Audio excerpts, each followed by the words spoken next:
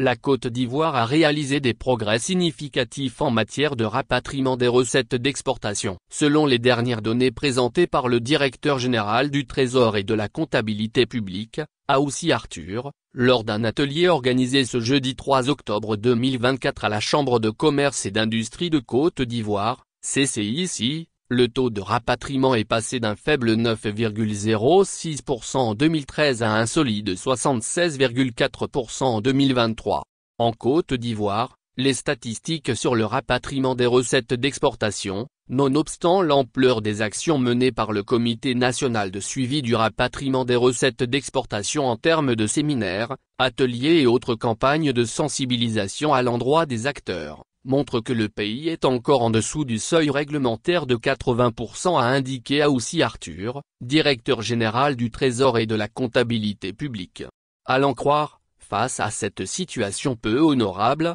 les administrations compétentes ont initié plusieurs actions au cours de ces dernières années afin de relever le taux de rapatriement des recettes d'exportation de la Côte d'Ivoire. Les actions menées par le comité ont permis de relever substantiellement le taux de rapatriement effectif des recettes d'exportation de la Côte d'Ivoire, qui est passé de 9,06% en 2013 à 74% en 2020, puis à 76,4% en 2023, a-t-il révélé. Selon lui, la question du rapatriement des recettes d'exportation est une préoccupation majeure des autorités, au regard de son impact sur les réserves de change de l'Union, ainsi que sur la liquidité bancaire et le financement optimal de l'économie nationale. L'intégralité de ces recettes est encaissée par les opérateurs économiques via le système bancaire, qui est ensuite tenu de céder au minimum 80% de ses devises à la Banque centrale des États de l'Afrique de l'Ouest, BCEAO, pour alimenter le pool commun de devises de notre union monétaire, a dit le directeur général du Trésor et de la comptabilité publique.